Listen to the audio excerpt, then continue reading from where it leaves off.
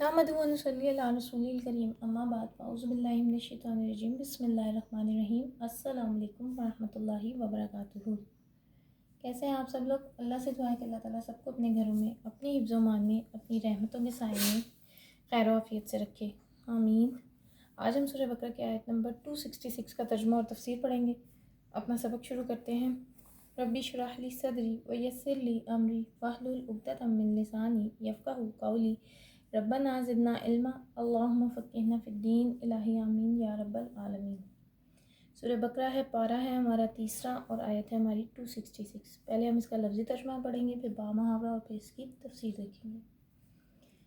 ایودو کیا چاہتا ہے، احدکم تم میں سے کوئی ایک، ان یہ کہ تکونا ہو جائے، لہو اس کے لیے، جنتن ایک باغ، من نخیل کھجور کا، وعناب اور انگور کا، تجری بہتی ہوں، من تحتہا اس کے نیچے، الانہار نہریں، لہو اس کے لیے، فیہا اس میں، من کلی ہر طرح کے، الثمراتی پھل ہوں، وآصابہ اور پہنچے اس کو، الکبر بڑھاپا، ولہو اور اس کے لیے، ذریۃ اولاد ہو، ضعفاء کمزور، فآصابہا تو پہنچے اس کو، اعصار ایک بگولا، فیہی اس میں، نارن آگ ہو، فاحترقت تو جل جائے، کذالک اسی طرح، یبین اللہ بیان کرتا ہے اللہ تعالیٰ،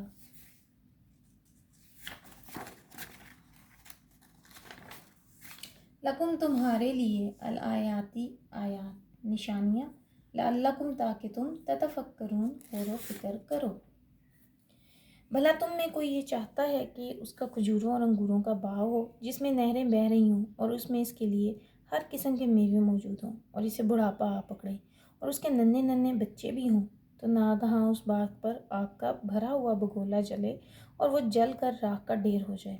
اس طرح اللہ تم سے اپنی آیتیں کھول کھول کر بیان فرماتا ہے تاکہ تم سوچو اور سمجھو۔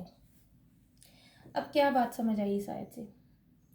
اس میں سے پچھلی آیت جو ہے، شاید آپ کو یاد ہو، اس میں ریاکاری کی بات تھی، جو دکھاوے کے لیے خرچ کرتے ہیں تو کیا تھا؟ صفوان تھا، سلدن تھا، احسان، ریاکاری، دکھاوا، ٹھیک ہے؟ تو یہ آیت اس آیت کو مزید سمجھنے کے لیے، اور یہ سمجھ لیں کہ وہ شخص، اللہ اکبر، یہ آیت پڑھ کر نا صحابہ کرام اتنا گھبراتے تھے، اور صحابہ کرام کے بہت سارے اقوال بھی ہیں اس بارے میں، وہ شخص جو پچھلی زندگی میں نیکیاں کرتا ہو لیکن آخری زندگی میں اس کو چھوڑ دے، اللہم لا تجعلنا منہم، اللہ ہمیں ایسے لوگوں میں شامل نہ کرے، آمین۔ دیکھیے یہ بہت پیاری بات ہوتی ہے کہ پچھلی زندگی میں تو انسان گناہ کرتا ہو اور پھر اس کو چھوڑ کر آخری عمر میں نیکیاں کرنے لگ جائے۔ یہ بہت خوش قسمت بندہ ہوتا ہے کہ وہ اپنی آخری زندگی میں نیکیاں کرنے لگ جاتا ہے، اور اس کے جتنے پچھلے گناہ ہوتے ہیں نا، وہ سارے نیکیوں میں بھی بدل چکے ہوتے ہیں انشاءاللہ۔ لیکن اس کا اگر ریورس ہو تو یہ ناقابل بیان ہے۔ جوانی جس میں بندہ طاقتور بھی ہوتا ہے، بچے بھی ساتھ دیتے ہیں، اور واٹ ایور، اس میں تو آپ بہت اچھے کام کر رہے ہیں، لیکن اصل میں یہ آیت بڑھاپے کی بدمزاجیوں کو کنٹرول میں رکھنے والی آیت ہے۔ بعض لوگ جوانی میں بہت اچھا کام کرتے ہیں، زندگی کا ہر معاملہ ان کا جو ہے نا بہت خوبصورت ہوتا ہے، لیکن بڑھاپے میں چڑچڑے، لڑاکے، دکھی، ایک تو بیماریاں، پھر دوائیاں، پھر مایوسیاں، پھر بچے، آگے چلے گئے تو آپ اکیلے رہ گئے۔ تو اصل میں اس میں وہ نقشہ کھینچا گیا ہے۔ آپ کہہ لیں کہ اگر عرب کے تصور کو ذہن میں لائیں نا، تو کسی بھی باغ کی جو بہترین فارم ہوتی ہے نا، سب سے پہلے تو وہ بتائی گئی ہے کہ پانی بھی ہے، کھجوروں کی باڑ بھی ہے، انگوروں کی بیلیں بھی ہیں، خوب مزے کا ہرا بھرا درخت ہے، لیکن پھر ایک دم اعصار آ گیا۔ اب یہاں پہ یہ دیکھ لیں، یہ آیت میں ہے نا، اعصار کیا ہے؟ فَأَصَابَهَا اِعْصَارٌ، تو اس اعصار کی بات جو ہے وہ میں کر رہی ہوں، اور اعصار کیا ہے؟ بگولا، فیہی نارن جس میں آگ ہو، آفت، سرائی علاقے تھے نا عرب کے عموماً، اور وہاں عموماً گرم لو بھی چلتی تھی، سموم، باد سموم، شاید آپ نے نام سنا ہو اس کے بارے میں، تو کبھی کبھی بجلیاں بھی گرتی تھی۔ تو بس کہہ لیں کہ یہ بدقسمتی سے وہ باغ جو ہے نا وہ جل گیا، کھیتوں پر ایک ایسی وبا پھیلی یا پڑی کہ جس سے چیزیں فنا ہو گئیں، اور وہ سب رس بھرے پھل، خوبصورت پھل، گھنے سائے لوگوں کی باتوں پر رہ گئے، زبانوں پر رہ گئے، اندر کچھ نہ رہا، ٹھیک ہے؟ کوئی یہ نہیں چاہتا کہ ہماری نیکیوں کا باغ برباد ہو جائے۔ اور بڑھاپا کہہ لیں کہ دنیا کی برزخ ہے۔ ایسے وقت میں بہت کم لوگ ہیں جن کا بڑھاپا بہت خوبصورت ہے، اور اپنے لیے دعا کیا کریں کہ اللہ میرا بڑھاپا جو ہے وہ خوبصورت بنا دے۔ اور آپ کو پتہ ہے کہ بڑھاپا کن لوگوں کا خوبصورت ہوتا ہے؟ جن کی جوانی عبادت میں گزرتی ہے، اللہ کے رستوں میں گزرتی ہے، اور اللہ چاہے نا تو آخری عمر تک ان کی نگاہ بھی کمزور نہیں ہوتی، چلتے پھرتے بھاگتے دوڑتے دنیا سے جاتے ہیں وہ لوگ۔ تو ایسا بندہ خیر کا باغ لگاتا ہے لیکن ضائع کر دیتا ہے۔ آپ کو کیا سمجھ آ رہا ہے پچھلی کچھ آیتوں سے؟